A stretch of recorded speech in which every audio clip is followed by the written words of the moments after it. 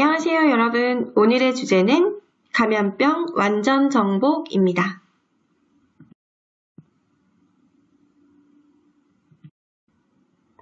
함께 공부할 내용은 첫째, 감염병이란 무엇인지, 둘째, 감염병은 어떻게 발생하게 되는 것인지, 마지막으로 감염의 고리 끊기, 즉 감염병을 예방하는 방법입니다.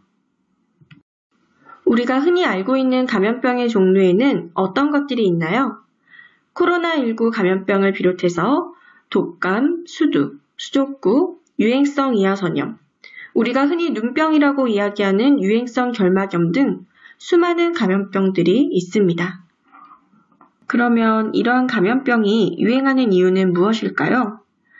단순히 기침 예절을 지키지 않아서? 혹은 손을 깨끗이 씻지 않거나 마스크를 착용하지 않아서라고 생각할 수 있어요. 하지만 사람들의 무분별한 환경 파괴로 생태계와 기후에 큰 변화가 생기면서 동물들에게 있던 세균이나 바이러스들이 사람들에게도 서로 감염이 되고 있어요.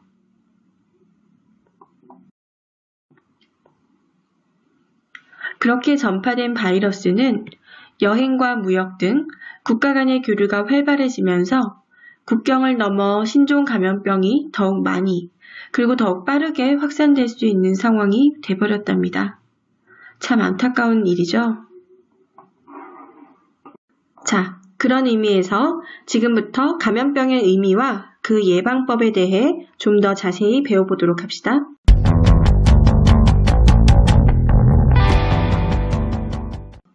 여러분, 감염병이란 무엇일까요? 네, 감염병이란 세균, 바이러스, 기생충 등이 사람이나 동물의 몸속에 침입하여 발생하는 질환입니다. 하지만 이런 감염병이 무시무시한 이유는 다른 질병과는 달리 사람과 사람 간에 혹은 경우에 따라서는 사람과 동물 간에 서로 전파되어 동시에 많은 사람들이 질병에 걸릴 수 있기 때문이에요. 내가 감염병에 걸리면 우리 가족이나 함께 공부하는 친구들도 병에 걸릴 수 있다는 거죠. 여러분, 시소 보이시나요? 지금 누가 시소놀이를 하고 있나요? 네, 사람과 바이러스, 세균들이죠.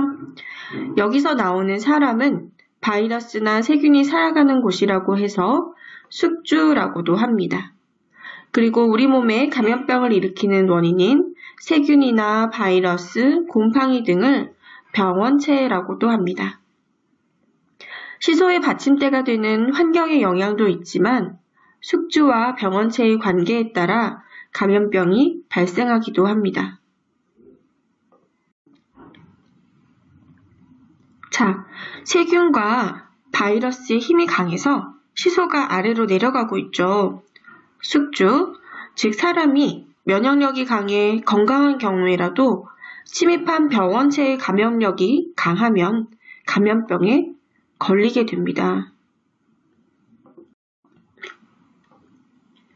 감염력이 낮은 병원체는 건강한 사람에게 문제가 되지 않지만 지금처럼 병원체의 힘이 약하더라도 이미 면역력이 떨어져 저항할 힘이 부족한 사람에게는 감염병이 발생할 수 있습니다. 우리가 면역력을 키워야 하는 이유 아시겠죠?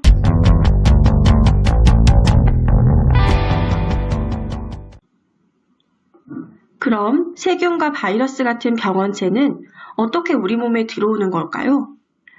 숨을 쉬는 입과 코로 침입하는 호흡기 감염병, 음식을 먹는 입으로 침입하는 소화기 감염병, 피부나 눈 등에 직접 침입하는 접촉성 감염병, 모기나 진드기, 개 등이 사람을 물어서 발생하는 매개 감염병.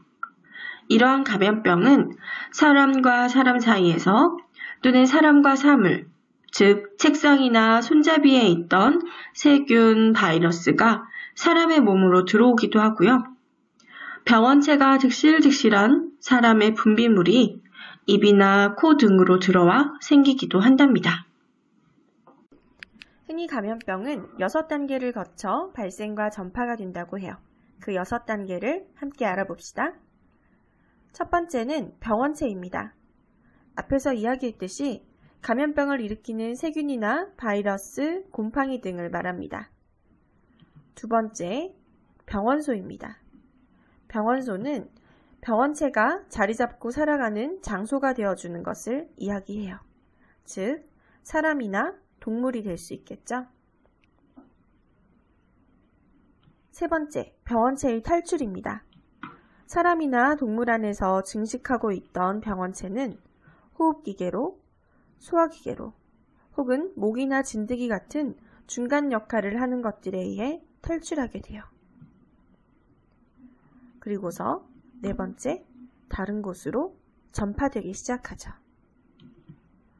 다섯 번째, 병원체가 또 다른 숙주로 침입을 노립니다. 그리고 마지막 단계, 이렇게 침입한 병원체가 새로운 숙주를 만났는데 그 숙주가 건강하다면 감염병이 생기지 않지만 면역력이 약하다든지 병원체의 힘이 너무나 세면 또 다른 환자가 발생하게 되죠. 마치 코로나19 환자가 여기저기서 발생하는 요즘처럼 말이죠.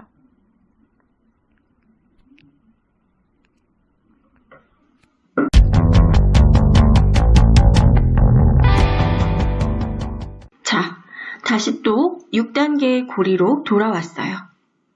동글동글 예쁘게 꿰어진 팔찌가 뚝 하고 끊어진다면 팔찌로 사용할 수 없게 되겠죠.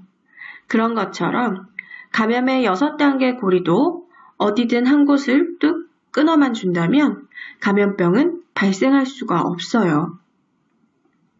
병원체가 병원소인 사람으로 옮겨갈 수 없게 소독이나 검역 활동과 같은 청결한 환경을 유지한다든지 감염 환자가 자가격리를 하게 되면 고리가 뚝 끊어집니다.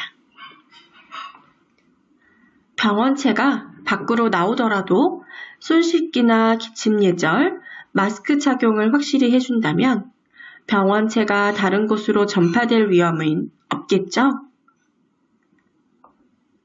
병원체가 침입하더라도 우리의 튼튼한 면역력으로 이겨낼 수도 있고요. 독감 예방접종처럼 병원체가 침입하더라도 쉽게 지나갈 수 있도록 미리미리 항체를 만들어주는 예방접종도 고리를 끊는 방법입니다.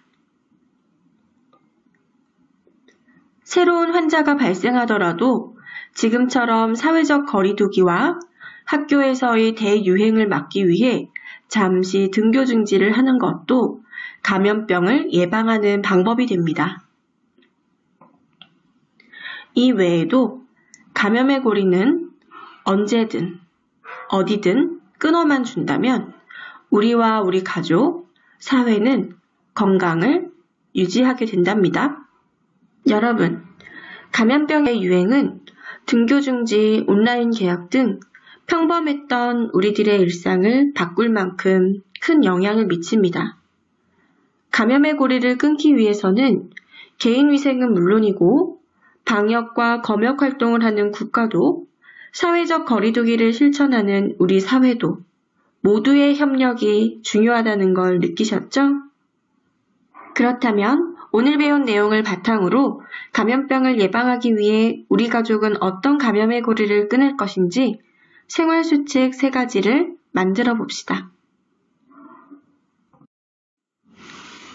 다음 시간에는 코로나19 감염병에 대해 알아보고 이를 예방하기 위한 손 씻기와 기침 예절, 마스크 착용법, 그리고 학교 가기 전 우리가 준비해야 될 것들에 대해 알아봅시다. 이상으로 보건 수업을 마칩니다. 감사합니다.